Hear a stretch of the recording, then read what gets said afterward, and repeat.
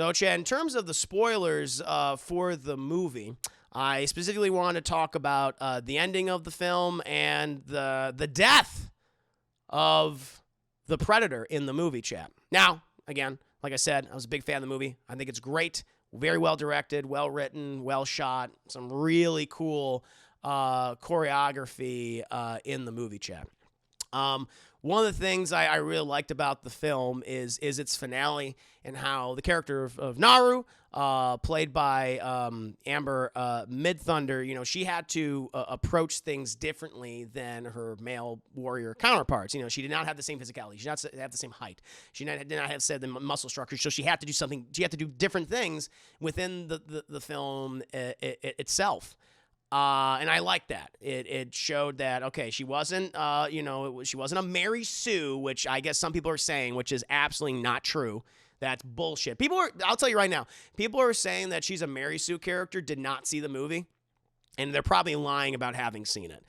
Because if you watch this film, you learn she gets her ass kicked throughout this film, okay? And she comes back smarter after each loss, and it works, Chad.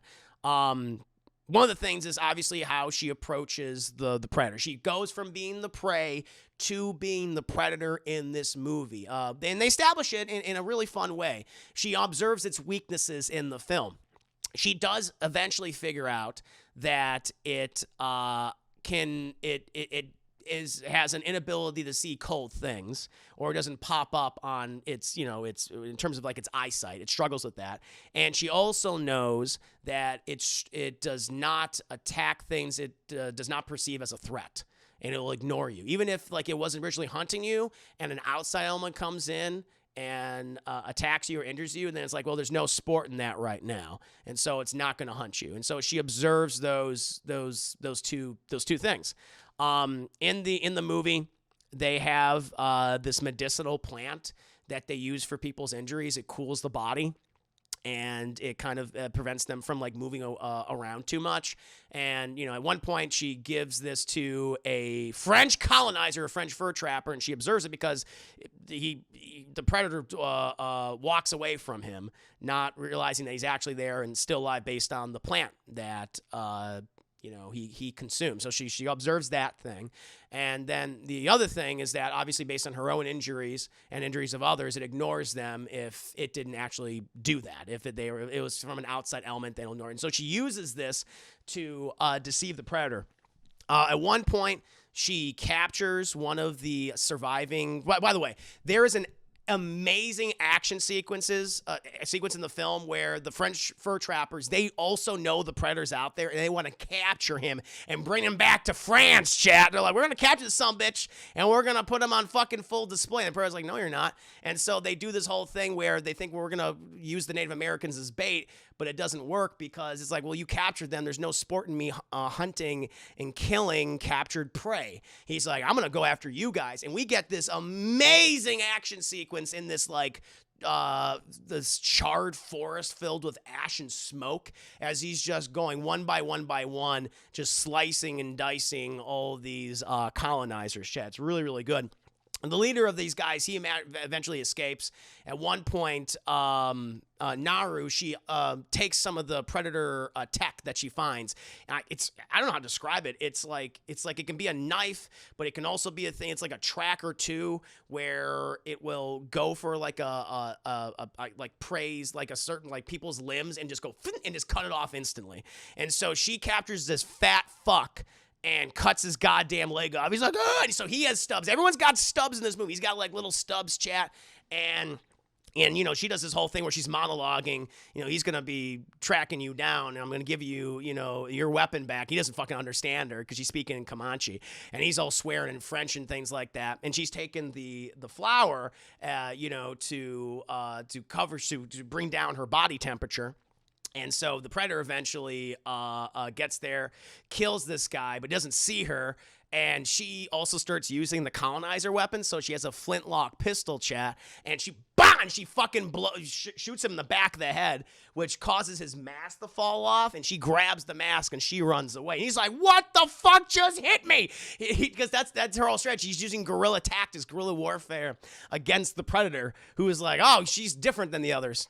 And so eventually she sets up this whole fucking trap, taking his mask, which is also his target. She realizes, like, he shoots things from his mask, like, all the time. He has these, like, giant kind of like steel bolts that shoot out of it. And that's how he kills a lot of his prey in the movie. She sets it up in a particular place, and she uses a previous location where she almost died, which are these, like, giant, it's this bog, it's this marshland with this quicksand.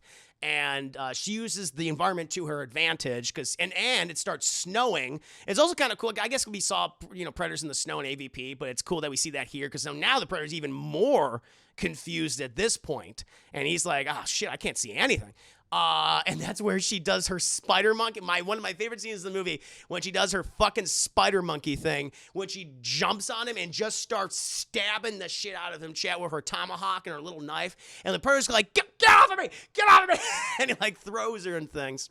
But eventually she gets to a point where he falls into the quicksand, and he's trying to get himself up, and he's trying to aim at her with his bolts. The thing is, though, when he activates his system, like, he has bolts in his gauntlet, but it's also connected to his mask. And she positioned him in such a place where exactly where his fucking helmet is aiming at him. And so when he activates the bolts, trying to hit her, but he's caught up in all the mud and gunk, it shoots, but then he's like, it's so cool, because he sees the light on himself, and he's like, what the fuck? And then fucking shot in the head, chat, killed instantly. Great way to dispatch the Predator, using his own technology against him. He was so fucking pissed off because he fell into a mud puddle, and he's looking at this goddamn girl. He's funny. Oh, good scene too. She rips off one of his mandibles, chat, and, like, stabs him in the throat with it. And he's like, ah! And he was really pissed off about that.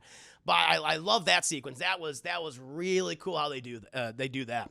Also, I want to give again a shout out to Dakota Beavers is the actor's name, but it's Tabe, which is Naru's brother. We get a really cool sequence when he's fighting the Predator on horseback, and later where it's just him and the Predator, like, squaring off, and he eventually sacrifices himself so Naru can get away, because he realizes, like, it's hunting me. It looks at me as the ultimate prey, and it fucking, guts him and everything. But the really cool sequence, and I like the idea. The Predator's like, what the fuck is that thing? Like, the Predator's like, God, it's a horse.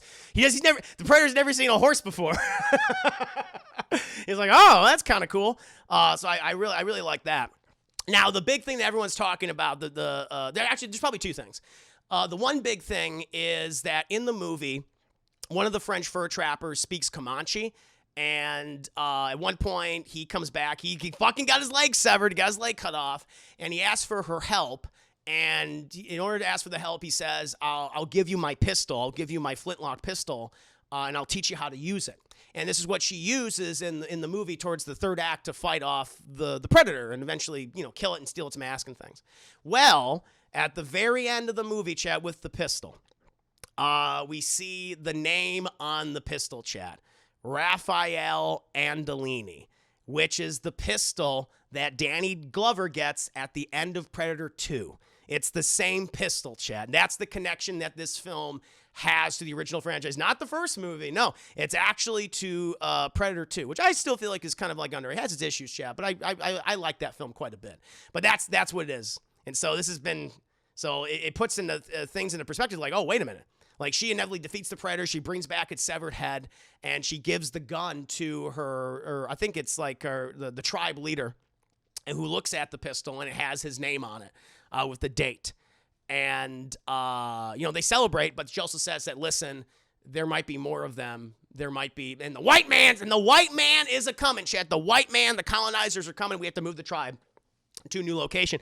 And then we get this awesome, I love the credit. I didn't speak about this. Is that because it's kind of spoilery? But we get this awesome end credit sequence where it animates the things that we've seen in the film so far, like that we've seen throughout the movie. I thought it was really, really cool. And the last thing we see is several Predator ships coming to the area where the Native Americans are. So we're led to believe that they came back either seeking revenge or to hunt down Nauru, to hunt down more Native Americans, more of the Comanche tribe chat. Possibly setting up a sequel, or just maybe like, hell, and that's how they got the pistol back. Maybe they killed her. Maybe they took it back. Like, we don't know. We don't know. Or maybe they killed the person who was holding it. There's all things theories out there right now, but that was the big, connection and implication that because a predator died on the planet, that, oh, this place is worth hunting. And the humans, man, woman, chat, they are the ultimate prey on this planet. And they've been there for hundreds and hundreds of years hunting us, chat, throughout the nearly 3 centuries. In different time periods and environments, but it all started here. I think that was really cool. I was like, oh, that's neat. Now it's all connected. And if they want to do a direct sequel, they can. But at the same time, they don't have to. It's like, hey, we never know. But there's the small little connection to the original franchise. And and again, it was, now they do a catchphrase callback. Now, how I watched it wasn't too bad because they spoke in Comanche, but they do say, if this thing bleeds, we can't kill it. But it's in Comanche, so it's not too bad. Well, I imagine if it's in English, it's like, if it bleeds, we can kill it. It's like, oh, come on. But I didn't mind the flintlock pistol connection. I thought that was pretty cool. I really dug that. I really dug that. And yeah, it just implies that, the predators are returning and they either to seek revenge against Nauru and her people, or it's just like, oh, fucking yeah, open season now. Here we go. We send him down there to check things out. Now he's dead. Now it's worth being here for, and they are, and they're there for hundreds of years. I think it's really cool. So yeah, that's my not too many other spoilers in the movie, chat. Again, a lot of action sequences, a lot of people just getting cut in half and getting their heads cut off. Literally, you have one scene where a guy gets both his arms cut off. He's like, he's just kind of waddling around before he's decapitated. Exactly. The pistol is a very subtle reference for Predator 2. It's kind of almost like a blink if you miss it kind of thing. It's like, oh shit, look at that. The no English version, I love that too. Yeah, no, I think the non-English version of the line was the way to go. Obviously, they do say it in English, in the Comanche dub, it sounds a bit better for me. But I liked it. I liked it quite a bit, Chan. Like I said, I think this is the second best entry in the Predator franchise. I mean, it's hard to live up to that first movie. It's iconic. It's one of the greatest sci-fi action films of the 80s, if not all time. But this does a lot right. It does a lot right. I barely have any issues with it. Some wonky CGI in the first act. Shitty looking CGI snake, and there's a green screen. I'm like, that's a green screen. Come on now. But other than that, I think it's great. Very to the point, great survival story, and it's a nice showcase of Native Americans and Comanche and in a genre film that honestly we don't see ever. So I thought that was pretty cool. I recommend it, Chad. I recommend it. Full price for me. But what are your spoiler thoughts on the film?